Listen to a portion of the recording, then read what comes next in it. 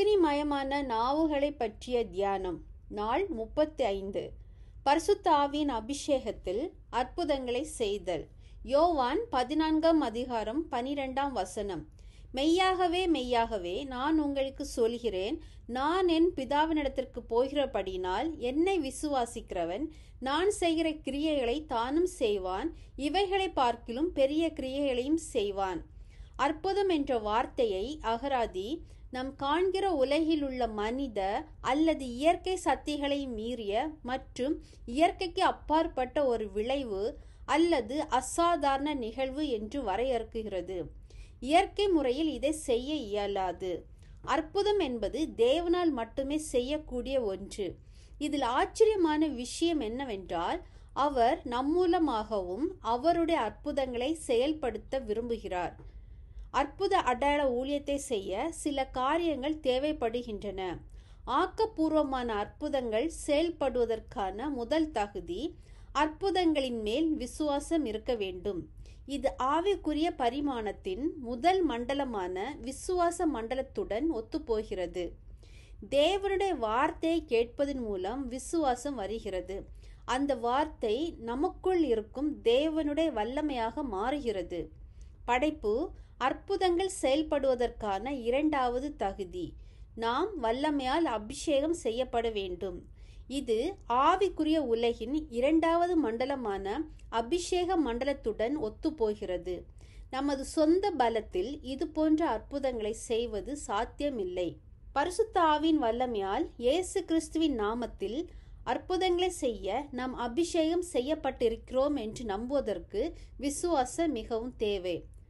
அற்புத அடையாளங்கள் வெற்றிகரமாக செயல்படுவதற்கான மூன்றாவது தகுதி தேவனுக்கு முழுமையாக ஒப்பு கொடுத்து அவருடைய மகிமையில் செயல்படுவது. இந்த ஆவிக்குரிய மண்டலத்தில்தான் அநேக அற்புதங்கள் நடக்கின்றன, மேலும் அவை விரைவாக நடக்கின்றன.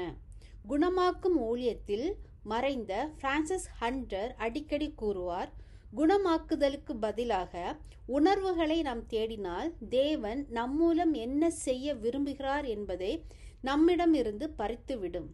தேவனுடைய அன்பு நமக்கு இருக்கும் மிகப்பெரிய வல்லமை என்பதை நினைவில் வைக்க வேண்டும்.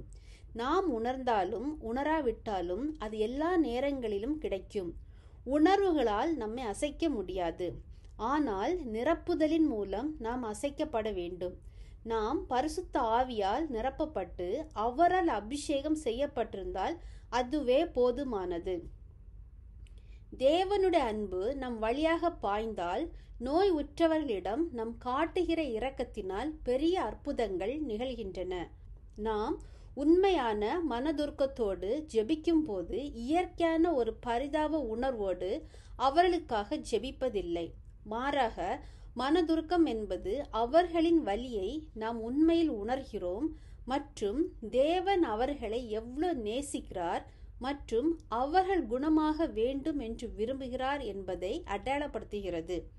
பரலோகம் அவர்களுக்காக என்ன வைத்திருக்கிறது என்பதை நாம் உணர்ந்து அவர்கள் மீது தேவனின் அன்பை வெளிப்படுத்துகிறோம். நாம் தேவனுடைய அன்பில் செயல்படும் போது அற்புதங்கள் நிகழ்கின்றன. தேவன் அதை செய்ய விரும்புகிறார் என்று முதலில் நம்ப வேண்டும். அவர் நிச்சயமாக செய்வார். அற்புதங்களை செய்கிறது எப்படி இருக்கும்? விசுவாசம் எப்பொழுதும் செயலில் ஈடுபடுவதையே குறிக்கும். நமக்கு ரட்சிப்பை அளித்த அதே விசுவாசம் நமக்கு தெய்வீக சுகத்தை கொண்டு வருகிறது. ஆனால் நம்முடைய விசுவாசம் ஒரு குறிப்பிட்ட செயலால் உறுதிப்படுத்தப்பட வேண்டும்.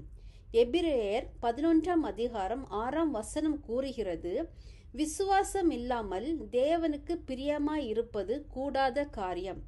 ஏனென்றால் தேவனிடத்தில் சேருகிறவன் அவர் உண்டென்றும் அவர் தம்மை தேடுகிறவர்களுக்கு பலன் அளிக்கிறவர் என்றும் விசுவாசிக்க வேண்டும். புதிய அல்லது அசாதாரணமான எதையும் செய்யும்படி நாம் தேவனிடத்தில் கேட்கவில்லை. அற்புதத்தின் பரிமாணத்தை புரிந்து கொள்ள இது மிகவும் முக்கியமானது. மின்சாரம் எப்பொழுதும் நமக்கு கிடைப்பது போல அற்புதங்களின் சூழ்நிலை ஏற்கனவே நமக்கு இருக்கிறது. தேவனை ஏதாவது செய்யும்படி கேட்பதற்கு பதிலாக அவர் ஏற்கனவே செய்ததற்கு நன்றி செலுத்துகிறோம். ஏற்கனவே இருப்பதை தட்டுகிறோம். அவர் வெகுமதி அளிப்பார். ஆவியானவருடன் ஒத்துழைப்பதன் மூலம் அவருடைய இயற்கைக்கு அப்பாற்பட்ட வரத்தை பெறுகிறோம். தேவன் நம்மூலம் அவரது குணமாக்கும் வல்லமையை வெளியிடும் விதமானது சூழ்நிலை மற்றும் பரலோகத்திலிருந்து நாம் பெறும் குறிப்பிட்ட அறிவுறுத்தலுக்கு ஏற்ப மாறுபடும். இது அபிஷேகத்துடன் கூடிய கீழ்ப்படிதலோடு செயல்படக்கூடிய நம்முடைய விருப்பம் தேவைப்படுகிறது. தேவன் நம்மூலம் செயல்படுவார் என்று முழுமையாக நம்பி அற்புத ஊழியத்தில் ஈடுபடும் போது தேவனின் பலன்களை பெறுவோம். இயற்கைக்கு அப்பாற்பட்ட காரியங்கள் நம்முடைய இயற்கையாக மாறட்டும். இது ஒரு முரண்பாடு போல் தோன்றலாம். ஆனால் அற்புத வல்லமை பாய்கிற அனுபவத்தை நம் வாழ்வில் இயற்கையான நிகழ்வாக மாற்றுவதற்கு தேவன் விரும்புகிறார். நாம் அனைவரும் வித்தியாசமாக இருப்பதால் ஒவ்வொருவருக்குள்ளும் இருந்து இந்த வல்லமை வெளிப்படும் விதமும் வித்தியாசமாக இருக்கும். நம் ஒவ்வொருவருக்கும் அவரவர் வழிமுறை உள்ளது. தேவன் நம் மூலம் எந்த வழியில் ஊழியம் செய்கிறாரோ அதுவே சரியான வழி.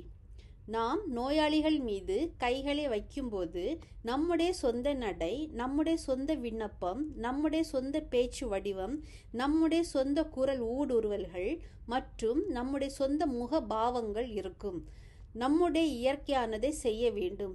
ஆனால் நாம் இயல்பாகவே இயற்கைக்கு அப்பாற்பட்டவராக இருக்கிறோம். தேவனின் வல்லமை நமக்குள் இயல்பாக பாயட்டும். இவ்வாறு செயல்படுவதற்காகவே அவர் நம்மை உண்டாக்கினார். ஆமென்.